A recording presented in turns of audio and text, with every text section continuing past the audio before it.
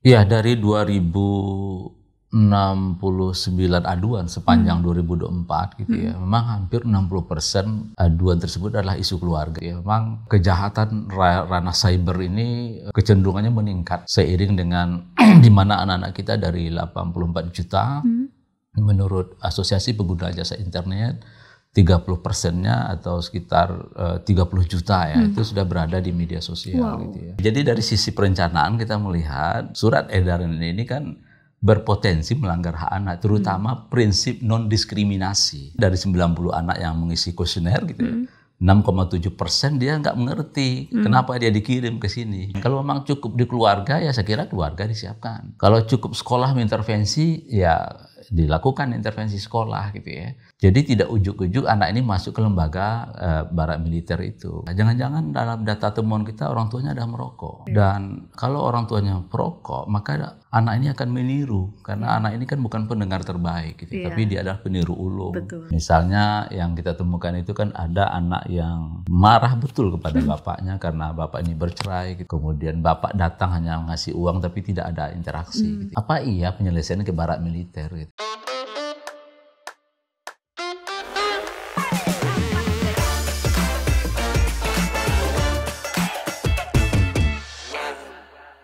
Halo, selamat pagi, siang, sore, dimanapun teman-teman berada. Ketemu lagi di acara podcast For Your Politik, yang muda yang berpolitik. Kali ini kita kehadiran salah satu tokoh yang berperan penting dalam perkembangan atau misalkan juga pendidikan dan perlindungan anak di Indonesia. Wakil Ketua Komisi Nasional Komisi Perlindungan Anak Indonesia. Aduh, saya saking groginya jadi keceletot. Pak Jasra Patra. Selamat pagi, Pak Jasra. Selamat pagi nih Pak Jasra, terima kasih udah hadir di kantor tirto.id. Kita pengen ngobrol-ngobrolin berhubung sekarang ini banyak banget isu-isu seputar anak yang terjadi gitu. Dari mulai mungkin kita pengen ngobrolin dulu dari mulai yang kasus paling hangat soal kemarin rame-rame grup Facebook Fantasi Sedara, atau juga mungkin banyak grup-grup Facebook lain atau grup lain, akun lain yang itu ya bermuatan konten kejahatan dan berpotensi melakukan kejahatan terhadap anak gitu. Bagaimana Pak Jasra melihat kondisi ini gitu?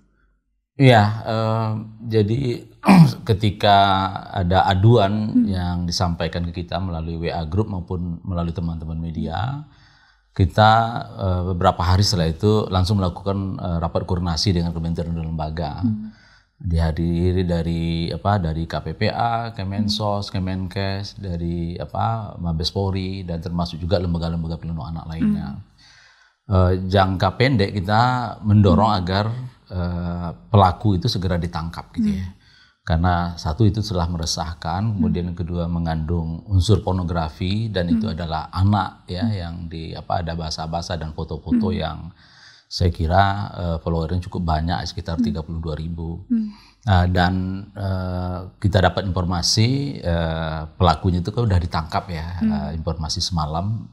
Ada 6 orang, terutama admin dan termasuk juga anggota yang cukup aktif mengupload foto-foto dan konten tersebut gitu ya. Dan tentu kita tunggu apa motifnya dan siapa pelakunya. Kita tahu apakah itu usia anak gitu ya, atau dewasa ya, karena kita pernah peristiwa yang sama di 2017 dengan sebutan Candy ya, grup Candy tahun 2017. Itu juga dalam temuannya juga ada pedofilia anak internasional yang juga bergabung di situ. Nah, tentu kita akan tunggu hasil rilis kepolisian dan termasuk juga kalau ada pengembangan-pengembangan lain. Nah, yang agak berat setelah pasca rilis kepolisian adalah bagaimana pendampingan gitu ya. Kita ingat ada 80.000 anak yang kena judi online ya, itu data setahun yang lalu. Nah, ini kan pendampingnya tidak mudah gitu ya. Anaknya berada di bermacam daerah dan sekolah.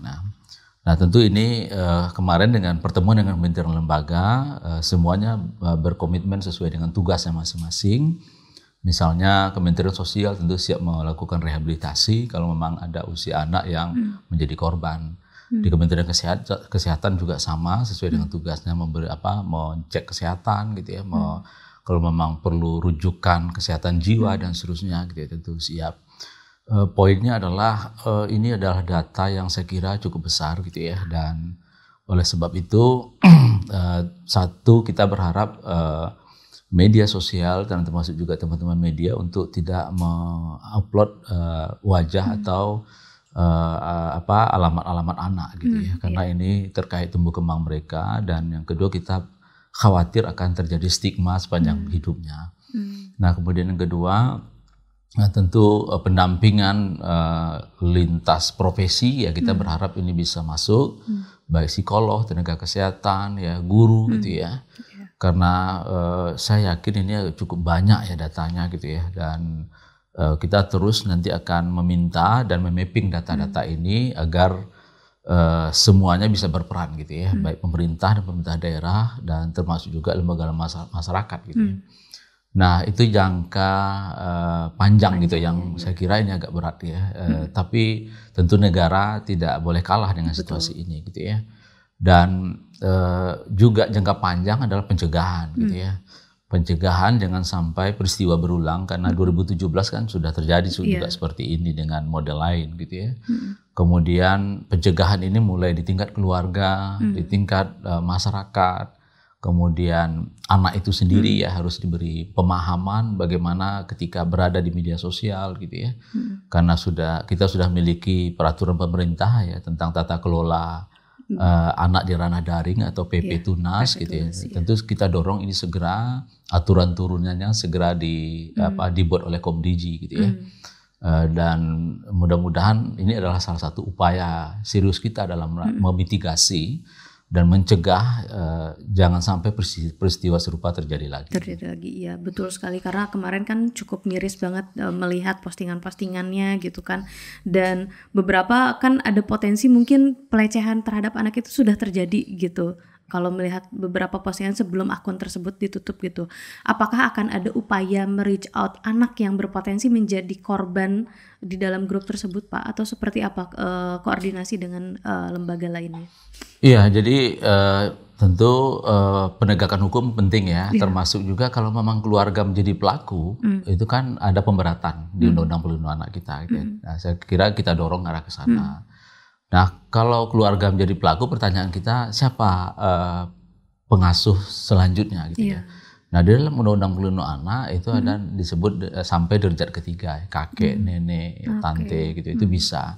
Dengan catatan tentu harus diasesmen apakah keluarga ini siap nggak untuk melanjutkan pengasuhannya, karena orang tuanya katakanlah mengalami tindak pidana gitu ya.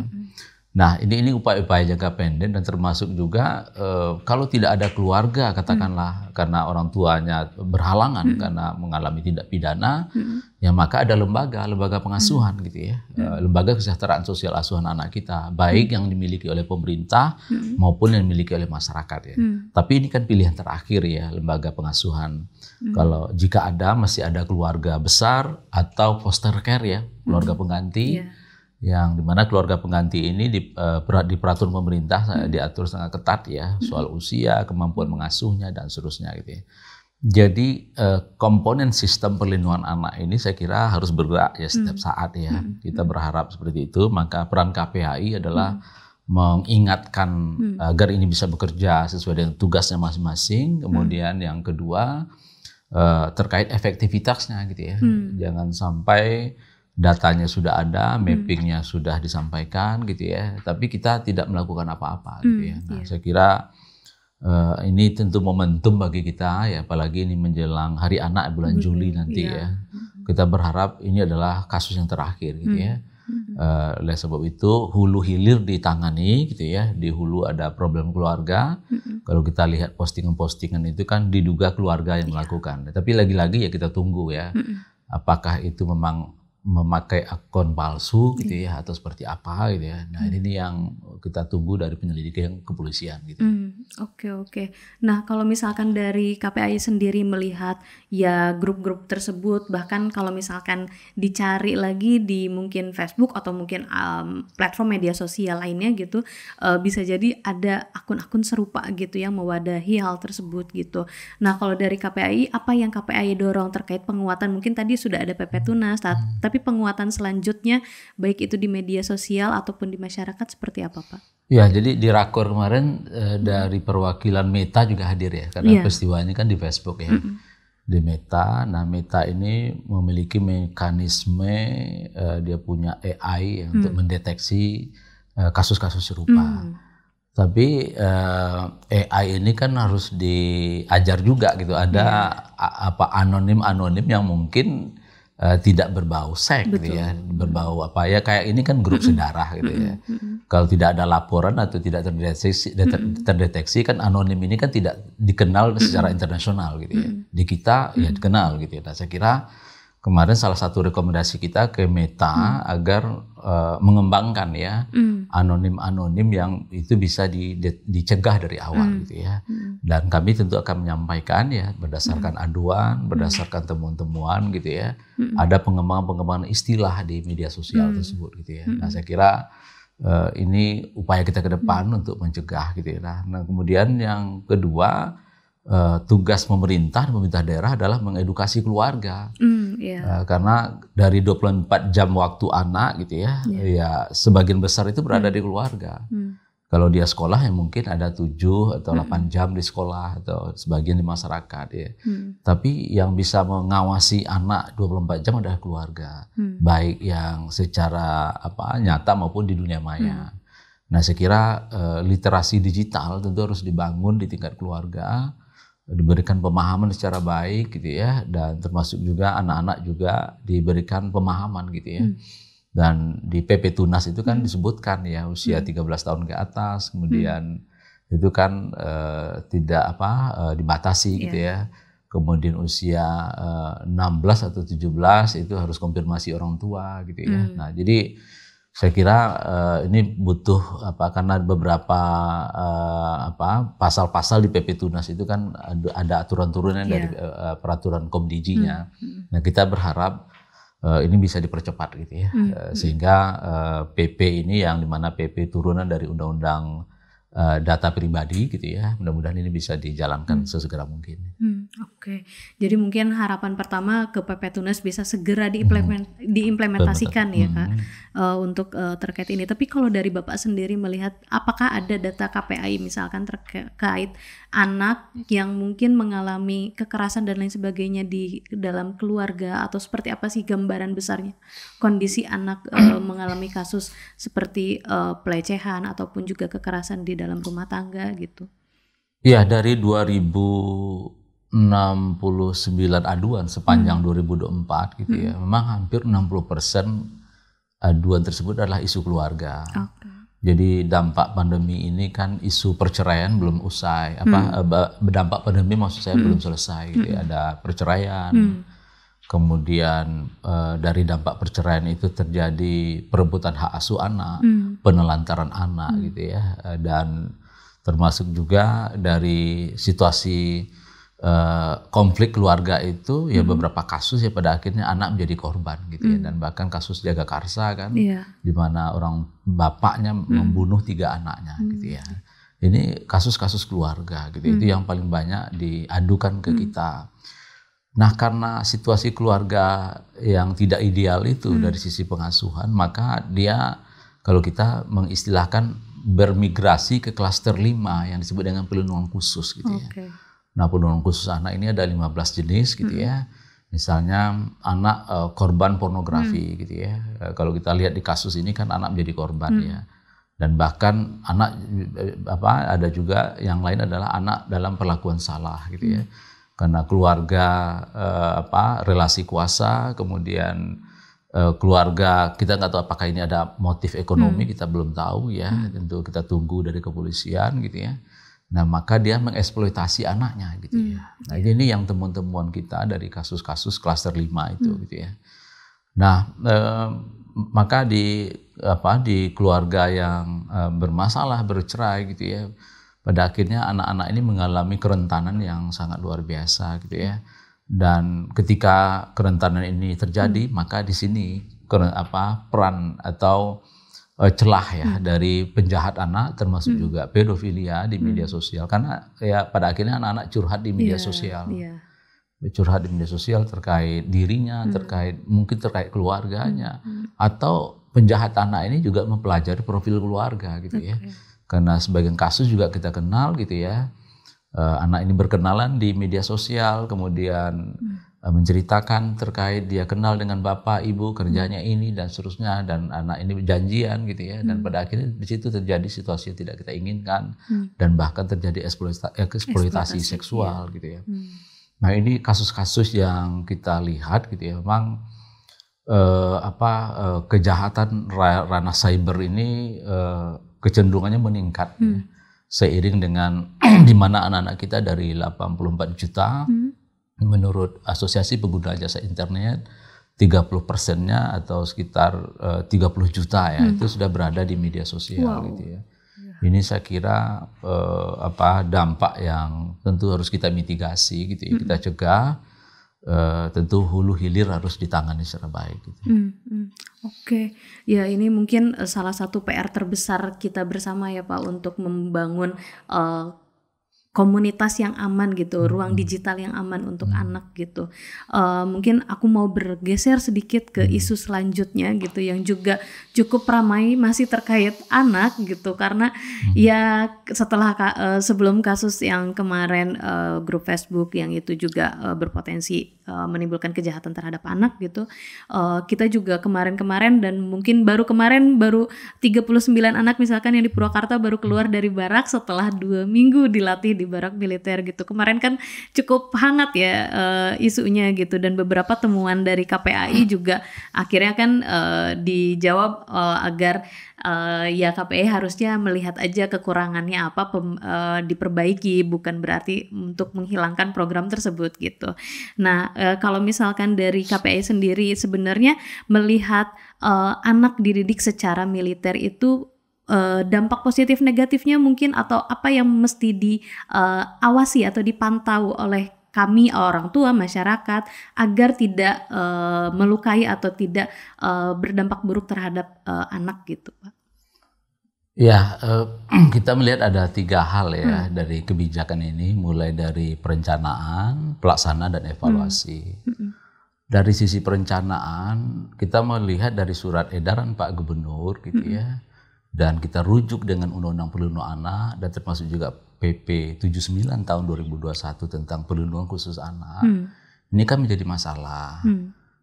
Dan kita harus ketahui bahwa kita sudah meratifikasi Konvensi Hak Anak ya. Ada 190 negara kita bersetuju untuk melindungi anak-anak kita, baik haknya maupun perlindungan khusus. Nah, kita ingatkan gitu ya, bahwa surat edaran ini kan sudah menstigma anak gitu ya. Anak nakal, anak perokok, kemudian anak tawuran gitu ya. Nah, kita tidak mengenal istilah itu gitu di undang-undang gitu. Yang kita kenal adalah perlindungan khusus anak. Itu ada 15 jenis. Di antaranya dari 15 jenis itu dari kriteria yang disampaikan oleh Pak Gubernur, misalnya anak suka merokok, itu kan anak yang terpapar dengan narkotika, kemudian zat adiktif lainnya gitu ya. Jadi sangat soft undang-undang menyampaikan gitu ya. Dan tata caranya juga ada gitu ya. Misalnya anak perokok. Nah, anak perokok itu kan tahapan-tahapan yang harus dilakukan di PP 79 itu adalah satu, melakukan edukasi kepada keluarga. Jangan-jangan dalam data temuan kita orang tuanya ada merokok. Dan kalau orang tuanya perokok, maka anak ini akan meniru, karena anak ini kan bukan pendengar terbaik gitu, tapi dia adalah peniru ulung, tokoh dekatnya, tokoh idolanya gitu ya. Nah, apalagi harus lakukan, yaitu edukasi di sekolah. Apalagi harus lakukan, jangan sampai anak ini mengakses rokok gitu. Kalau kita lihat kan hari ini kan warung, kemudian jual ketengan, gitu, vape, gitu. Itu kan sangat mudah didapatkan oleh anak kita. Nah, sudahkah pemerintah melakukan pembatasan itu? Kita sudah memiliki undang-undang kesehatan, gitu ya. Ada aturan zona antara sekolah dengan penjual rokok, gitu ya. Nah, sudahkah itu dilakukan? Jadi maksud saya adalah mungkin niatnya baik ya, tapi kita tetap mengingatkan ada peraturan, ada tata cara, ada kelembagaan yang itu harus dilakukan dulu. Kalau memang tidak efektif, dievaluasi dulu gitu ya. Apakah kelembagaannya problemnya daya tampungnya kurang, atau anggarannya nggak ada, atau SDM-nya seperti apa gitu ya. Karena dalam kajian kita dari 23 lembaga rehab ini kan 60% kan nggak tuntas gitu ya. Ya problemnya klasik lah, soal anggaran, soal SDM terbatas gitu ya. Waktunya cuma 6 bulan gitu ya. Nah, jadi dari sisi perencanaan kita melihat surat edaran ini kan berpotensi melanggar hak anak, terutama prinsip non-diskriminasi. Oke. Ya, kita kan nggak boleh mendiskriminasikan anak gitu ya. Apalagi prinsip lain, prinsip partisipasi anak, mendengarkan suara anak. Karena juga data menyebutkan, kami datang seminggu setelah program ini jalan gitu ya. Kami berdialog dengan penyelenggara, baik yang pemerintah maupun militer sendiri. Kemudian kita bertanya kepada anak ya, ada instrumen tertulis, ada dialog tertutup yang dimana tidak ada orang, hanya kami di situ gitu ya. Ya ini kan bagian mendengarkan suara anak, dan itulah data-datanya kami peroleh gitu ya. Misalnya dari 90 anak yang mengisi kuesioner gitu ya, 6,7% dia nggak mengerti kenapa dia dikirim ke sini. Gitu. Mereka tidak merasa nakal gitu, tidak merasa. Ya, berarti kan nggak ada di perencanaan tadi nggak ada proses sosialisasi gitu ya, menyampaikan. Karena salah satu tahapan partisipasi anak itu kan satu, diberikan informasi secara jelas kepada anak. Nak, kamu akan dididik ya di barak militer sekian minggu gitu ya, materinya ini loh gitu ya, kamu harus siap begini gitu ya. Nah, kemudian setelah itu disosialisasikan, termasuk juga keluarga, baru didengarkan bagaimana pendapat mereka gitu ya. Jangan ujuk-ujuk langsung dibawa aja ke situ gitu ya. Nah, ini yang saya kira kan berpotensi melanggar hak anak. Ini yang kita ingatkan gitu ya. Kemudian lalu nanti bagaimana feedbacknya, perubahan perilakunya seperti apa? Ini kan PR yang nggak mudah juga gitu ya. Mengukur perubahannya, dampaknya. Ya karena kan negara ini bertanggung jawab anak itu sampai usia 18 tahun, bukan 15 hari atau 6 bulan gitu. Nah, ini yang kita ingatkan, ekosistem perlindungan anak harus dievaluasi. Ya, nah kami karena lembaga pengawas ya, mengumpulkan data, berdialog dengan anak gitu ya, dan kita lakukan kajian ya, ada seminggu setelah itu kita coba lakukan kajian, ya kita sampaikan hasil pengawasan kita gitu. Karena publik bertanya ya seperti apa rekomendasi KPHI ya. Nah, ini yang peran-peran kita, makanya tentu kita berharap peran masing-masing ini kan, satu ya kami tentu menghormati ya. Kemudian yang kedua ya kita berharap rekomendasi KPHI ini kan bisa ditindaklanjuti gitu. Betul. Ya. Misalnya rekomendasi kita itu segera dilihat lagi undang-undang yang ada, dan termasuk juga Jawa Barat itu punya peraturan daerah tentang perlindungan anak gitu. Saya kira harus ke sana rujukannya gitu ya. Tidak cukup hanya perda terkait pendidikan gitu ya. Nah, kemudian yang kedua, rekomendasi kita juga untuk sementara dihentikan agar dilakukan evaluasi dulu gitu ya. Evaluasi dari sisi regulasinya, harmonisasi kebijakan gitu ya. Surat edaran tadi diperbaiki gitu ya. Nah, kemudian yang kedua dari sisi SOP gitu ya, pedoman gitu ya. Dan kita berhadapan dengan anak ini kan nggak bisa coba-coba begitu gitu ya. Harus detail gitu ya, karena ini adalah manusia yang punya hak, yang punya perasaan, punya keinginan gitu ya. Dan kita nggak tahu anak-anak yang mengalami perlindungan khusus ini kan ke depan dia memiliki cita-cita yang sangat luar biasa gitu ya. Nah, ini yang kita inginkan, dan termasuk juga infrastruktur yang ada di sana, karena di dua lokasi yang saya datang ini kan infrastrukturnya berbeda ya. Kalau di Purwakarta, adik-adik ini kan ditempatkan di ruangan pertemuan gitu ya, disekat gitu, ada ruangan tidur gitu ya, dengan tempat tidur velvet itu ya, velvet tentara yang saya coba tidur agak keras juga, nggak bisa tidur saya kalau itu ya. Nah, kemudian ada ruangan makan juga di situ ya, disekat kayak masjid itu ya, ada antara laki-laki dan perempuan gitu ya. Kemudian ada ruang belajar gitu ya. Nah, tapi kalau di Lembang karena itu lembaga pendidikan TNI, itu cukup siap ya. Ada kasurnya, ada dipan, ada lemari gitu ya. Kemudian toiletnya cukup inilah gitu ya. Nah, ini kan infrastruktur ini kan harus disiapkan gitu ya. Standarnya harus sama. Standarnya harus sama gitu ya.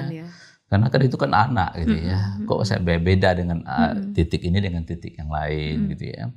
Nah begitu juga terkait yang juga menjadi rekomendasi kita adalah ada asesmen dari psikolog profesional. Iya. Karena anak yang memerlukan perlindungan khusus ini biasanya kita bekerja dengan anak ya dari para profesional itu, psikolog profesional. Gitu.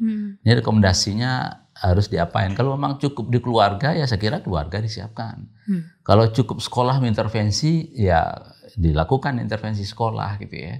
Jadi tidak ujuk-ujuk anak ini masuk ke lembaga barak militer itu. Gitu. Nah ini yang juga kita sampaikan gitu ya, agar sistem perlindungan anak kita ini kan tetap jalan ya. Yeah. Pemimpin itu bisa datang dan pergi gitu ya. Kepala daerah itu bisa dipilih dan ya dia ada batasannya. Ada batas tapi terkait sistem perlindungan anak, ekosistem perlindungan anak itu selama-lamanya. Gitu. Yeah. Nah ini yang ini tanggung jawab negara untuk melindungi. Iya, itu yang kita ingatkan gitu ya.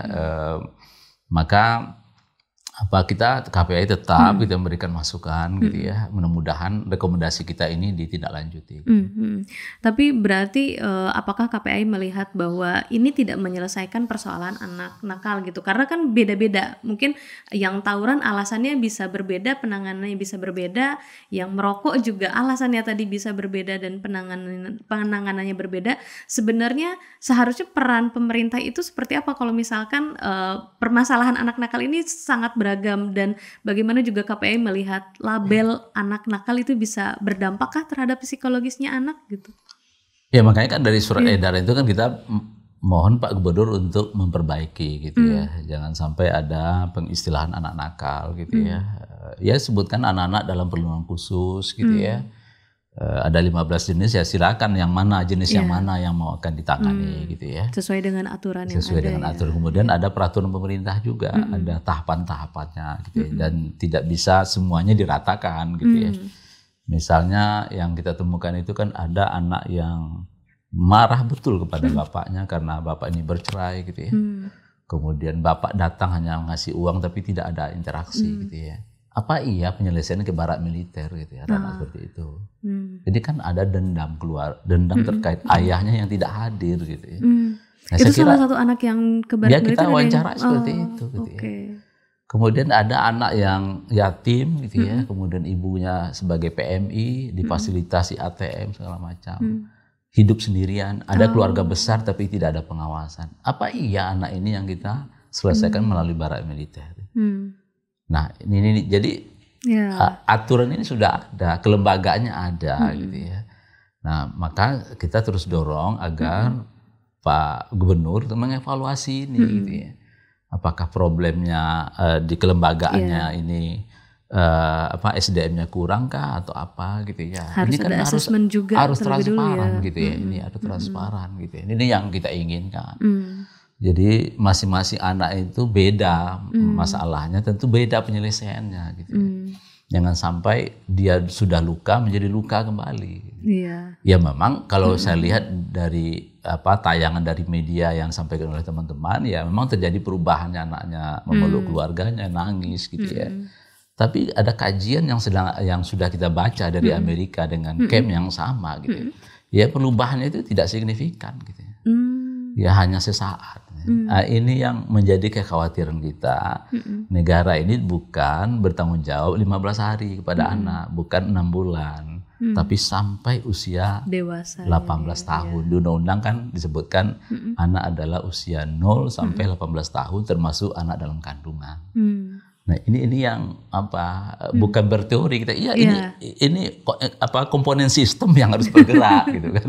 Betul. Tidak di ujung gitu langsung diselesaikan oleh bapak ibu yang ada di TNI gitu. Nah ini yang dan bahkan kita melihat ya kenapa tidak bapak ibunya masuk ke barak dulu gitu. Karena kan problemnya di keluarga kan. Seharusnya kan keluarga ini, karena perintah konvensi hak anak dan undang-undang perlindungan anak, peran pemerintah daerah adalah memampukan orang tua untuk melakukan pengasuhan gitu ya. Berbagai hal, pengasuhan. Kalau memang problemnya ekonomi, membantu ekonomi keluarga itu gitu ya. Kalau problem perlindungan tidak maksimal, bagaimana keluarga itu mampu melindungi gitu. Ini dulu dimampukan gitu. Ya memang tugas berat ya. Inilah saya kira kehadiran negara gitu sebagai penanggung jawab terkait perlindungan anak gitu ya. Nah ini nih yang saya kira apakah sudah dilakukan sudah gitu ya. Tapi seperti apa efektivitasnya ini yang perlu dievaluasi gitu. Itu yang diminta oleh KPAI, evaluasi gitu. Kalau memang problem keluarga ya di keluarga diselesaikan. Bukan anaknya sudah korban kemudian menjadi korban kedua kali. Ya dalam tanda petik begitu gitu ya.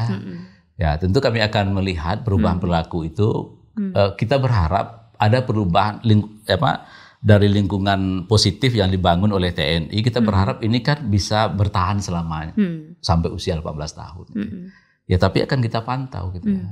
Mudah-mudahan seperti itu. Oke. Tadi menarik soal Bapak menyebut ada kajian di Amerika. Apakah dengan cara yang sama pengiriman anak ke barak militer dan itu memang khusus untuk anak-anak yang dalam tanda kutip bermasalah, atau seperti apa kalau misalkan kajian yang di riset di Amerika tersebut gitu?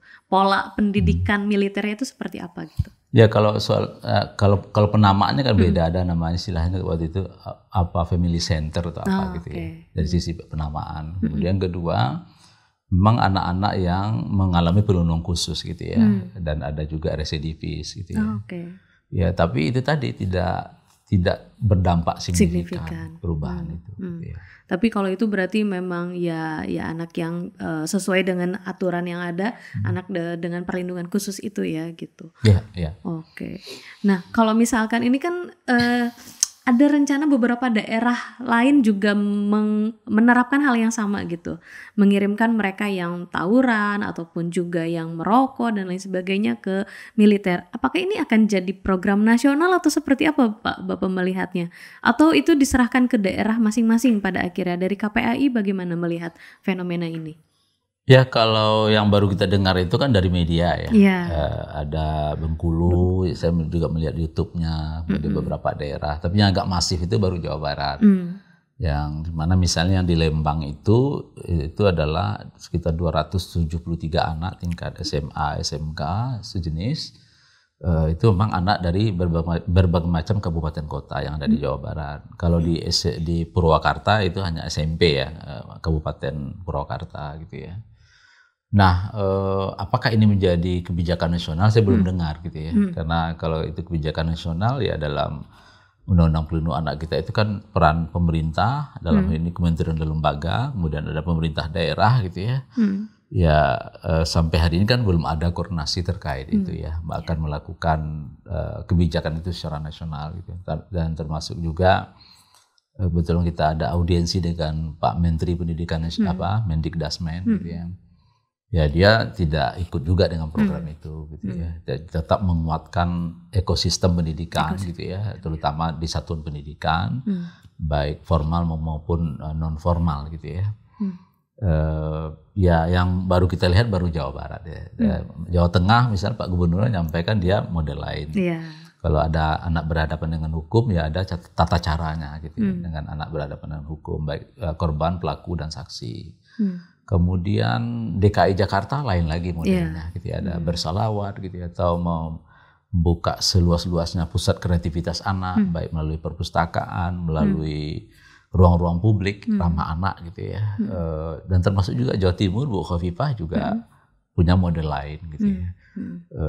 Jadi ya tentu kita lihat ya bagaimana kreativitas daerah gitu ya.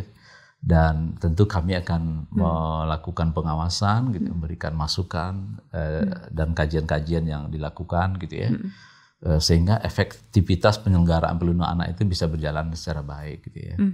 Karena ya saya tentu percaya kepala daerah tentu niatnya baik ya, tapi tentu tata cara prosedur gitu itu perlu kita ingatkan gitu ya. Nah disinilah keberadaan kelembagaan KPAI. Oke, nah dengan banyaknya isu-isu anak sekarang ini Pak, atau mungkin juga sebenarnya kan dari dulu masalah terkait anak ini ya baik anak dengan perlindungan khusus atau juga kejahatan terhadap anak gitu, mungkin secara data boleh disampaikan gitu sekarang ini kondisinya seperti apa gitu, dan bagaimana sebenarnya dari KPAI sendiri ingin meningkatkan kesadaran masyarakat terkait hak anak ini gitu agar tidak dilanggar gitu hak-hak anak, dan bagaimana kita harusnya melindungi anak gitu. Ya kalau kita menyebutnya kasus-kasus anak ini seperti fenomena gunung es ya, yang sebagian terlaporkan itu kan hanya permukaan saja gitu ya, termasuk yang terlaporkan ke KPAI. Datanya cukup besar gitu ya, apalagi dari 84,3 juta anak kita ini kan tersebar ya, 70% berada di daerah Jawa atau Pulau Jawa. Nah, data dari Kementerian PPA juga sama gitu ya, kekerasan terhadap anak ini meningkat terutama psikis, kekerasan psikis gitu ya. Nah, kekerasan psikis itu siapa pelakunya adalah orang terdekat keluarga gitu, bapak, ibu, kakek gitu ya. Siapa lagi ya oknum tenaga kependidikan gitu ya. Siapa lagi ada juga aparat hukum gitu ya. Kemudian siapa lagi ada juga di orang-orang yang dikenal di sekitar anak, baik di media sosial maupun di lingkungan pertemanannya gitu ya. Jadi karena data ini besar, termasuk juga Jawa Barat ya, karena Jawa Barat tentu populasi anaknya pasti 30% dari jumlah penduduk gitu ya. Jadi apa yang disampaikan oleh Pak Gubernur soal kekerasan seksual, penelantaran, saya kira itu banyak gitu ya. Nah, saya kira disinilah tentu bagi kami angka-angka statistik ini kan tidak hanya dilihat soal besarannya gitu. Bagi kita satu anak pun kasus itu udah besar gitu ya. Maka bagaimana peran pemerintah dan pemerintah daerah gitu, menangani, mencegah gitu ya. Kalau happy kita sebetulnya pencegahan gitu kita. Kalau penanganan itu udah di ujung. Apa yang dilakukan oleh Pak Gubernur ini kan dari ujung ini. Tapi di pencegahan tadi ya, penguatan keluarga, penguatan tokoh agama, tokoh adat kita agar berperan gitu ya. Tokoh pendidik kita berperan. Siapapun itu berperan, anak muda, termasuk juga anak sendiri, peer to peer ya, mengajak temannya supaya tidak melakukan upaya-upaya yang bisa mengganggu terkait tumbuh kembangnya dan termasuk juga lingkungan gitu ya. Nah, ini kan upaya-upaya pencegahan. Apakah itu bisa dilakukan? Bisa. Apakah di dalam situasi sekarang ini dengan adanya media sosial gitu ya, saya kira sangat mudah gitu ya. Ini kampanye ini harus kita lakukan sekreatif mungkin gitu ya. Nah, anak-anak yang korban, ya katakanlah dengan anak dengan perlindungan khusus ini ada lembaga rehabnya. Ada lembaga-lembaga ekosistem yang perlu didorong gitu ya. Ya katakanlah keluarga nggak mampu gitu ya, karena kalau mampu keluarga kan butuh waktu. Sementara anak ini kan dalam situasi darurat. Ya kita berharap ada lembaga-lembaga pengasuhan, lembaga-lembaga rehab yang selama ini dimiliki oleh Pemda. Itu dulu didorong gitu ya. Karena di lembaga pengasuhan atau lembaga rehab atau lembaga pendidikan ini SDM-nya ada kan. Nah, apakah kurang SDM ya, kalau memang dievaluasi ya tentu harus ditambah. Apakah pembiayaan APBD-nya kurang? Saya kira Jawa Barat bisa menambah gitu ya. Nah, jadi saya belum melihat ini secara masif digerakkan. Kalau jalan iya pasti jalan ya, tanpa diperintah pun itu udah tugasnya gitu. Termasuk juga di Dinas Pemberdayaan Perempuan Pelindungan Anak itu kan ada UPT PA kita, ada Rumah Aman, ada juga Puspaga ya, Pusat Pendidikan Keluarga di kabupaten kota di Jawa Barat gitu ya. Nah, sudahkah ini digerakkan instrumen ini gitu ya. Nah, kalau memang adalah problemnya birokrasi ya saya kira disinilah satu sisi ya bagaimana memberikan inovasi gitu ya. Nah, tapi rekomendasi-rekomendasi tadi dari KPAI terkait dengan program barak militer itu sudah disampaikan berarti maksudnya secara tertulis, secara formal pun terhadap Gubernur Jawa Barat, Pak? Ya, dalam minggu ini kita sampaikan tertulis ya. Kemudian kita juga sudah mengirim kepada Pak Gubernur permohonan audiensi. Kita minta di tanggal 22 Mei gitu ya. Berarti ya kalau hari ini 21 ya besok gitu. Mudah-mudahan beliau berkenan. Tapi informasi yang saya dapat kan baru dinasnya yang bersedia ya, terutama Dinas Pemberdayaan Perempuan Pelindungan Anak. Mungkin ada teman-teman akan berangkat ke sana gitu ya. Menyampaikan rekomendasi ini dan termasuk juga rekomendasi lain, pengawasan lain ya. Kayak saya kan kemarin juga mengawasi tentang terkait makan bergizi gratis gitu.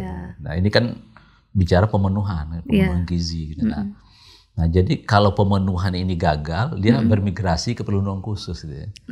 Jadi kita melihat mapping perlindungan anak kita itu kan di pemenuhan itu kan dari klaster 1 sampai klaster 4. Klaster 1 itu terkait hak sipil dan kebebasan. Hak sipil itu terkait identitas anak, akte lahir anak gitu ya. Karena kalau dokumen anak ini tidak lengkap, ini kan potensi kerentanannya kan cukup besar ya, termasuk juga trafficking gitu ya.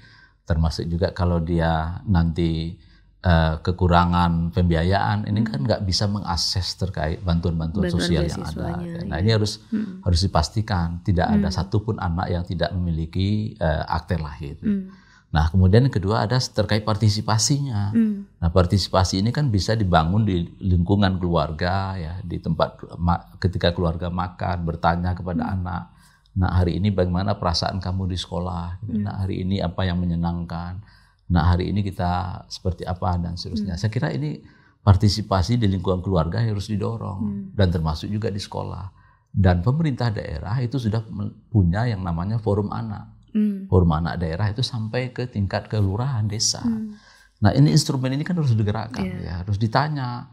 Jangan sampai anak sebagai objek, tapi harus sebagai subjek. Dia manusia loh. Dia punya perasaan loh. Dia mungkin punya solusi yang lebih efektif dari problem dia daripada kita, gitu. Termasuk juga KPAI. Makanya kami terus bertanya kepada anak, gitu. Karena yang apa yang menjadi kekhawatiran dia, kira-kira bagaimana solusi yang bisa kita bantu, gitu. Bukan kita biarkan, tapi kita bantu, gitu ya. Nah itu terkait klaster 1 ya, dan itu harus dilakukan. Nah yang kedua klaster keluarga dan pengasuhan alternatif. Nah di isu keluarga ini kan tidak mudah, gitu ya. Dan bermacam negara juga menghadapi situasi itu ya. Tapi bukan hal yang tidak bisa dilakukan gitu. Bisa gitu ya. Apalagi Indonesia ini kan kita kenal dengan budaya pengasuhan yang sangat luar biasa. Kalau di Jawa Barat itu kan ada ketika keluarga intinya bermasalah, nanti ada keluarga ngukut gitu ya. Kalau di Jawa keluarga ngenger gitu ya. Di Sumatera Barat ada keluarga pengasuhan nenek mama gitu ya. Ini kan pengasuhan budaya yang saya kira cukup tua yang harus digerakkan. Karena memang terjadi pergeseran hari ini ya. Tapi itu diingatkan kembali dan dilatih, kemudian diminta tanggung jawabnya gitu ya. Nah, keluarga-keluarga Indonesia ini kan harus disiapkan. Misalnya dari 13.000 keluarga yang kita survei di tahun 2020 di 34 provinsi, 60% keluarga itu nggak ngerti, nggak paham cara mengasuh anak. Kemudian kita dalami profil keluarga ini rata-rata tamatan SD gitu ya. Nah dalam analisa kami ada relate ya antara pendidikan keluarga dengan pengetahuan dia, kemudian kemampuan dia belajar gitu ya. Nah, ini kan tantangan gap yang sangat besar gitu ya. Dan KPAI 10 tahun yang lalu sudah menyuarakan kepada DPR, kepada pemerintah agar rancangan undang-undang pengasuhan segera disahkan gitu ya. Karena kita ingin membayangkan seperti 991-nya Amerika gitu ya, ketika ada kasus anak atau ada dugaan-dugaan potensi di keluarga atau isu-isu privat itu, ada petugas yang datang ke rumah gitu ya, mencek kulkasnya, tersediakah makanan yang bisa dimakan oleh anak, bagaimana pengasuhannya. Nah seperti itu gitu ya. Nah hari ini kan kita seperti pemadam kebakaran. Iya, ada kasus dulu kita berteriak, mengutuk dan tapi tidak menyelesaikan masalah gitu ya. Nah itu isu keluarga. Saya kira pemerintah sudah banyak lah melakukan program parenting segala macam. Tapi ya tidak kasusnya ya seperti itu gitu ya. Perceraian, kemudian keluarga nggak mengerti dan nggak paham cara berkomunikasi dengan anak gitu ya. Kelekatan dan kedekatan tidak terbangun gitu ya. Terutama anak-anak remaja, ya anak SMP, SMA itu kan udah remaja ya. Dia butuh tempat curhat, butuh situasi yang dimana mungkin dia dari sisi informasi sangat luar biasa didapatkan, tapi dia mungkin bingung memilah dan memilih informasi itu. Nah di sini peran keluarga dan itu harus dikuatkan gitu ya. Nah isu ketiga adalah isu kesehatan gitu ya. Hari ini terkait stunting ya, terkait kesehatan jiwa remaja kita gitu ya, terkait anak melukai dirinya, kemudian mengakhiri hidupnya gitu ya. Nah ini kan harus ditangani secara baik gitu ya. Dan termasuk juga ya tentu kita apresiasi pemerintah hari ini dengan program makan bergizi gratisnya, mudah-mudahan setidaknya 30% pemenuhan kalori anak kita setiap hari kan bisa terpenuhi gizinya gitu ya. Baik itu ibu hamil, menyusui, kemudian balita dan termasuk juga anak sekolah. Nah ini kan isu-isu kesehatan yang saya kira harus didorong gitu ya, bagaimana ini bisa efektif. Nah kemudian yang keempat adalah di pemenuhan terkait pendidikan. Pendidikan, waktu luang, budaya dan agama. Nah saya kira di pendidikan ini tentu kalau kita definisikan pendidikan itu luas ya, baik di pendidikan formal maupun non formal gitu ya. Ada persekolahan, ada keluarga gitu ya, ada di lembaga-lembaga lain gitu ya. Ini juga digerakkan gitu ya. Bagaimana guru kita ketika anak datang ke sekolah melihat satu persatu problem dia, apakah dia bisa senyum atau dia dalam keadaan lapar atau masalah apa gitu ya. Nah, saya kira ini harus dilakukan. Guru harus dilatih seperti halnya bagaimana tentang ilmu kebekaan gitu ya. Yeah. Karena hari ini kan guru BK ini kan terbatas ya. Kemarin di Purwakarta itu dinas juga menyampaikan gitu ya. Ada 3 sekolah negeri yang tidak ada guru BK-nya. Nah, kalau ada anak yang dari sana, pertanyaan kita siapa yang merekomendasikan anak ini masuk ke barak gitu ya. Apakah gurunya atau kepala sekolahnya gitu ya. Jadi tidak dilakukan dengan asesmen profesional. Nah, jadi di pendidikan ini saya kira kemarin kita kebetulan bertemu dengan Pak Mendikdasmen ya, kita sampaikan satu terkait isu anak tidak sekolah. Ini kan datanya cukup besar ya, terakhir data yang terupdate di kita ada sekitar 3,5 juta anak-anak kita tidak sekolah gitu ya. Jawa atau Barat belum juga sekolah. Jawa Barat angka nomor 1. Iya, cukup nomor tinggi. 1 dia. Kemudian ada Jawa Tengah dan Jawa Timur setelah itu. Nah, ini kan PR yang tidak mudah, itu harus diselesaikan gitu ya. Jangan sampai anak sudah korban, kemudian korban selanjutnya gitu ya. Nah, begitu juga ruangan budaya, ruangan kreativitas anak-anak kita gitu ya. Saya ada pernah nonton film ya, anak-anak kriminal gitu ya. Awalnya dia pendekatan militer, tapi nggak menyelesaikan gitu ya. Film ini kalau nggak salah di Perancis gitu ya. Tapi saya lihat baru trailernya gitu ya. Dan ada guru musik yang datang gitu ya. Mendekati anak yang kriminal itu yang ada di sekolah gitu ya. Dengan pendekatan musik dia bisa mengajarkan anak ini, menumbuhkan potensinya gitu ya. Kemudian dia mengerti dengan potensinya dan dia terlibat berpartisipasi gitu ya. Nah, saya kira cara-cara ini kan harus dihidupkan ya, apalagi di Jawa Barat dengan kesenian yang sangat kaya. Saya kira harus kita kenalkan ke anak-anak kita budaya yang sangat kaya gitu ya. Mungkin itu bisa jadi alternatif pengalihan emosi, waktu luang mereka gitu ya Pak, lewat seni gitu kan. Iya, kalau nggak ada pusat-pusat kreativitas atau pusat-pusat budaya yang dalam tanda petik gratis ya, kalau berbayar mungkin ada. Termasuk juga tempat mainan yang sekarang kan yang berbayar kan banyak gitu ya. Tapi kan nggak semua anak bisa masuk ke situ. Nah, ini ya makanya pemerintah kan sudah punya namanya kebijakan Kabupaten Kota Layak Anak. Gitu. Nah, saya kira bagaimana Kabupaten Layak Anak ini hadir di setiap anak-anak yang ada di sana. Gitu. Jadi tidak hanya mengharapkan penghargaan atau mendapatkan predikat, gitu ya, tapi juga harus dipertanggungjawabkan, gitu ya. Nah, saya kira ini tentu KPAI akan melihat komponen sistem perlindungan anak, karena tugas KPAI itu adalah meningkatkan efektivitas pemenuhan perlindungan anak dengan 7 tugas, yaitu melakukan pengawasan, mengumpulkan data dan informasi, melakukan telaah kajian, kemudian bermitra dengan lembaga perlindungan anak gitu ya, kemudian melakukan mediasi, dan terakhir juga melaporkan terkait dugaan pelanggaran hukum ini kepada aparat hukum. Gitu ya. Klaster kelima itu apa Pak? Nah, di klaster 5 ya, mohon maaf, klaster 5 itu perlindungan khusus yang kami yang tidak happy. Udah di ujung tadi ya, perlindungan khusus itu kan macam-macam. Anak berhadapan dengan hukum, anak terpapar dengan nafsa, anak terpapar narkoba, perlakuan salah lainnya, anak korban kekerasan fisik, psikis, seksual, kemudian anak terpapar pornografi gitu, anak yang terstigma ya karena situasi keluarga gitu. Nah, ini tata caranya kalau ada anak seperti itu ada tata caranya di peraturan pemerintah itu tuh ada. Siapa profesinya ada di situ, siapa yang bertanggung jawab situ ada gitu. Nah, kita pengen ini yang digerakkan. Ya, digerakkan. Ya kalau enggak ya dievaluasi dulu, nampaknya enggak efektif. Karena begitu banyaknya problem anak kita, nampaknya enggak cukup ini baru pilihan ini gitu. Kita pengennya begitu.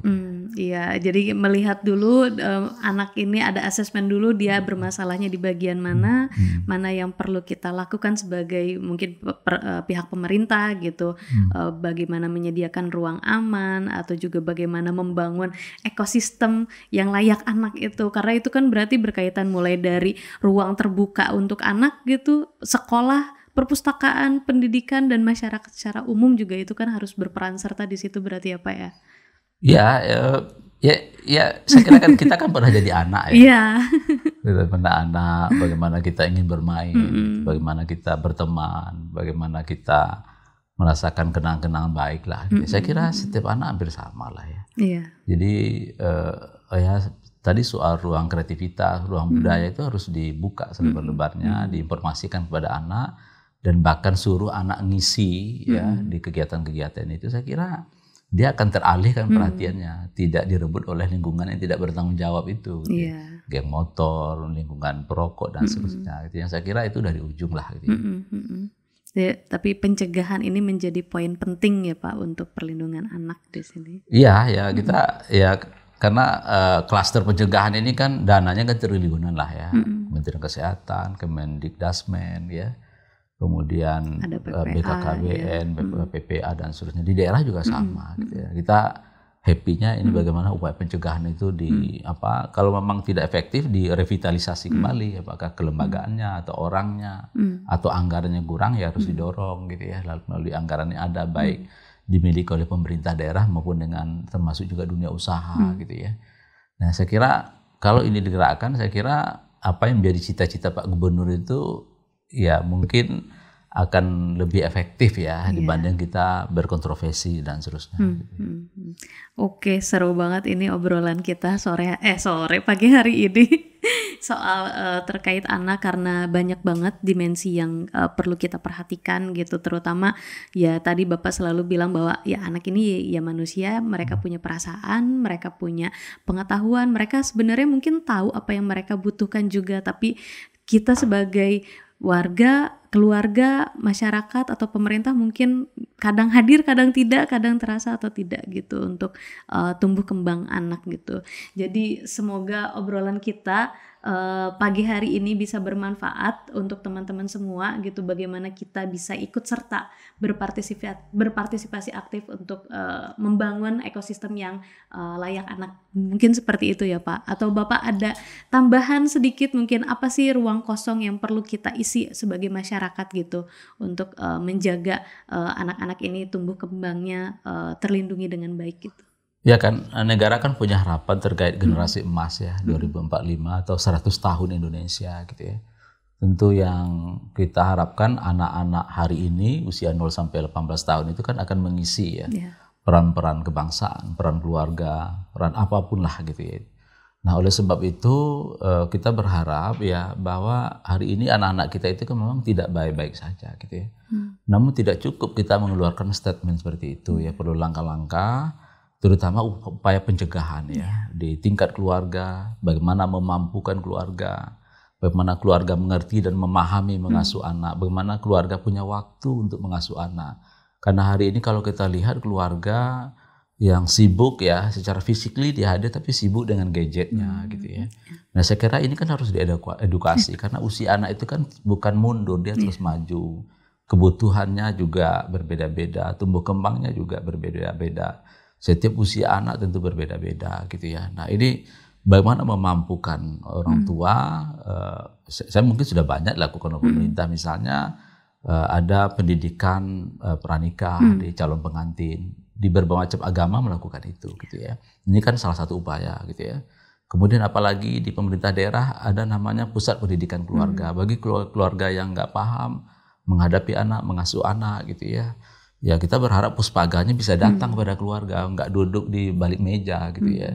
Karena dalam data kita menyebutkan, kemarin kita tanya ke pengelola puspaga, udah berapa keluarga yang berkonsultasi gitu. Nah, ini nggak bisa jawab juga gitu ya. Nah, jadi ini harus direvitalisasi gitu ya, karena di puspaga ini ada psikolog, ada pendamping lain gitu ya, yang bisa diberikan pemahaman pada keluarga gitu ya. Nah, kalau memang keluarga problemnya adalah ekonomi, diberikan skema bantuan ekonomi atau yang agak masif itu kan PKH ya. Itu juga bagus ya. Karena di program PKH itu ada temu keluarga, ada isu pengasuhan juga gitu ya. Dan saya kira ini harus digerakkan gitu ya. Kemudian juga peran masyarakat ya. Jadi komponen sistem perlindungan anak kita itu kan keluarga, orang tua, keluarga, kemudian pemerintah daerah dan masyarakat. Nah, dan masyarakat ini kan cukup banyak, termasuk teman-teman media, dunia usaha, organisasi keagamaan, lembaga pelindungan anak gitu ya. Ini komponen sistem ini harus bergerak dan mengambil peran gitu ya. Nah, disinilah peran pemerintah daerah menggerakkan itu ya, mengedukasi atau bekerja sama gitu. Kalau memang lembaganya tidak mampu ya membantu agar lembaga ini berperan gitu ya, termasuk juga di keluarga gitu ya. Nah, termasuk juga bagaimana informasi-informasi ini kan disampaikan ke media sosial gitu ya, yang saya kira hari ini sosialisasi terkait pelindungan anak itu kan sangat mudah kita lakukan melalui podcast seperti ini, kemudian media-media lain gitu ya. Ini harus dilakukan gitu ya. Karena kalau kita lihat kejahatan terhadap anak itu kan model dan modusnya kan terus berkembang gitu ya. Dan bahkan regulasi pun tertinggal dengan situasi-situasi itu gitu ya. Kalau kita lihat situasi anak FB sedarah itu kan sangat luar biasa ya untuk merekrut ya identitas-identitas yang itu adalah ada anak di sana gitu ya. Nah, oleh sebab itu generasi emas itu harus kita wujudkan, butuh peran sektor, butuh kerjasama semua pihak gitu ya.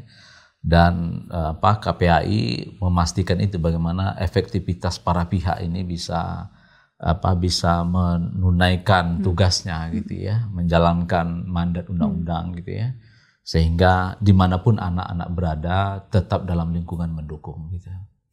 Oke, terima kasih banyak Pak Jasra Putra atas sharing hari ini. Semoga informasinya bermanfaat untuk teman-teman semua. Jangan lupa like, comment, dan subscribe YouTube podcastnya Tirto hanya di YouTube tirto.id, dan sampai ketemu di podcast selanjutnya. Sampai jumpa.